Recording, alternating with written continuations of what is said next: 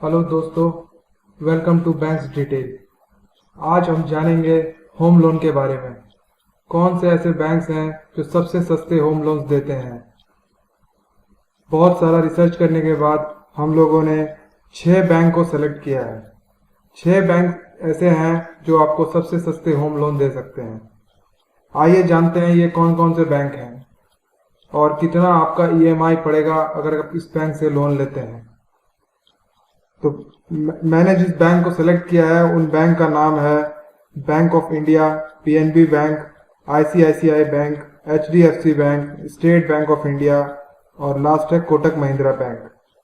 मान लीजिए कि आप 30 लाख रुपए का होम लोन लेते हैं और वो 20 साल के लिए लेते हैं, तो आपके किस बैंक में क्या रेट ऑफ इंटरेस्ट पड़ेगा और कितना आपको इंटरेस्ट पे करना पड़ेगा और टोटल अमाउंट आपको कितना पड़ जाएगा। चलिए जानते हैं सब कुछ इस वीडियो में। सबसे पहले हम देखते हैं बैंक ऑफ इंडिया का। बैंक ऑफ इंडिया में अगर आप लोन लेते हैं तो आपको अगर 30 लाख का लोन लेते हैं तो आपको यहाँ इंटरेस्ट रेट पड़ता है मिनिमम 6.85%। और वो अगर आप 20 साल के लिए लेते हैं तो 20 साल पे आपका ईएमआई हो जाता है 22,990 यानी कि 22,990 रुपये। नेक्स्ट आता है आपका पीएनबी बैंक। पीएनबी बैंक में अगर हम देखें, अगर हम 30 लाख रुपए का लोन लेते हैं और यहाँ का मिनिमम इंटरेस्ट है आपका 6.80 और ये अगर हम 20 साल के लिए लेते हैं तो मेरा ईएमआई पड़ जाता है 22,900 रुपये और टोटल इंटरेस्ट मुझे 24,96,045 रुपये पे करना पड़ेगा। और टोटल पेमेंट आपका प्रिंसिपल अमाउंट और प्लस इंटरेस्ट हो जाएगा 54,96,045 रुपये। चलिए नेक्स्ट देखते हैं आईसीआईसीआई बैंक के लिए।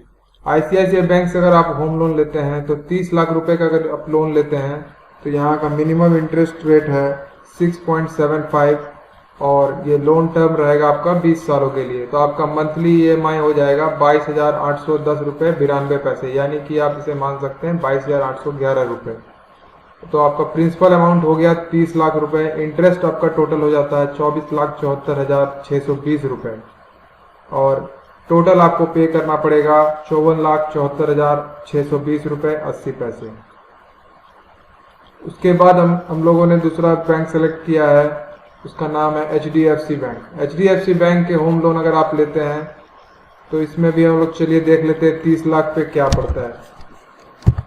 30 लाख का अगर हम लोन लेते हैं 20 साल के लिए तो एचडीएफसी में आपका इंटरेस्ट रेट है 6.75 यानी कि आपको टोटल ईएमआई हो जाएगा, आपका ईएमआई हो जाएगा पर मंथ का 22,811 रुपये। प्रिंसिपल अमाउंट आपका 30 लाख है, इंटरेस्ट आपका हो जाएगा 24,74,619 रुपये और टोटल आपको अमाउंट पे करना पड़ेगा 54,74,619 रुपये। इसके बाद हम लोगों ने सेलेक्ट किया है एसबीआई को, जो इससे भी कम इंटरेस्ट रेट पे आपको लोन देती है।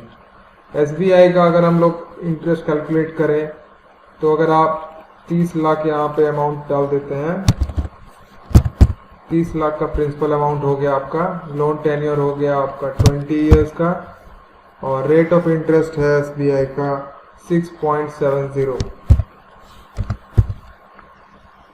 तो इस पे आपका ईएमआई हो जाता है 22,722 रुपये और टोटल इंटरेस्ट आपको पे करना पड़ेगा 24,53,239 रुपये, यानी कि आपका ये इंटरेस्ट का टोटल वैल्यू निकल गया। आपका प्रिंसिपल प्लस इंटरेस्ट आपका हो जाएगा 54,53,239 रुपये सॉरी।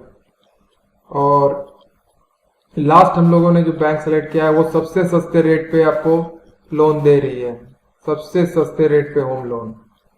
यह है कोटक महिंद्रा बैंक। कोटक महिंद्रा बैंक में अगर हम ईएमआई चेक करें तो आपका मान लीजिए 30 लाख रुपए का आपने लोन लिया है। उसके बाद फिर इंटरेस्ट रेट इसका है 6.65 यानी कि सबसे कम। और अगर ये 20 साल के लिए हम लेते हैं तो मेरा ईएमआई हो जाता है 22,633 रुपये, यानी कि 22,633 का ईएमआई, मंथली ईएमआई मेरा ये कटेगा। प्रिंसिपल अमाउंट 30 लाख है, टोटल इंटरेस्ट मुझे पे करना पड़ेगा 24,31,898 रुपए। टोटल पेमेंट जो मुझे करना होगा प्रिंसिपल प्लस इंटरेस्ट का, तो वो हो जाएगा 54,31,898 रुपए। ये रहे सबसे सस्ते बैंक जो आपको होम लोन दे रहे हैं। होम लोन के लिए आप इनके ऑफिशियल वेबसाइट से आप जाके अप्लाई कर सकते हैं। अप्लाई करने का प्रोसेस मैं नेक्स्ट वीडियो में बता दूंगा। लेकिन लोन लेने से पहले आपको सारी जानकारी अपने जिस भी बैंक को आप सेलेक्ट करते हैं उस बैंक से लेने से पहले आपको सारी जानकारी ले लेनी चाहिए। जैसे कि आप कितने लोन अमाउंट के लिए एलिजिबल हैं, इस बैंक में प्रोसेसिंग चार्जेस कितनी हैं, हिडन चार्जेस क्या क्या हैं, इंटरेस्ट रेट कम से कम कितनी लगेगी, इंटरेस्ट रेट ज्यादा से ज्यादा कितनी लगेगी, उसके बाद कितने समय सीमा के लिए आपको यह लोन मिल सकता है, लोन के साथ इंश्योरेंस लेना जरूरी है या नहीं, डॉक्यूमेंट्स क्या क्या लगेंगे, जो भी जरूरी डॉक्यूमेंट्स लगते हैं उनके बारे में भी अच्छे से आपको जान लेना है। फिर उसके बाद आपको यह भी जानना होगा कि कितने दिनों में लोन अप्रूव हो जाएगा और लोन लेने के प्रोसेस क्या क्या है, आप किस किस तरीके से लोन ले सकते हैं और कितने दिन लगते हैं इसके प्रोसेस सारा कंप्लीट करने में। मैं आशा करता हूं कि आपको यह वीडियो पसंद आया होगा और आपको कुछ ज़रूरी जानकारी मिली होगी। अगर ये वीडियो पसंद आया हो तो ज़रूर शेयर करें और मेरे चैनल को सब्सक्राइब कर लें। मैं फाइनेंस से रिलेटेड बहुत सारी नई नई वीडियोस डालता रहता हूं और आपको अगर ये पसंद आया तो अपने फैमिली मेम्बर्स और फ्रेंड्स के साथ भी शेयर कर सकते हैं। धन्यवाद।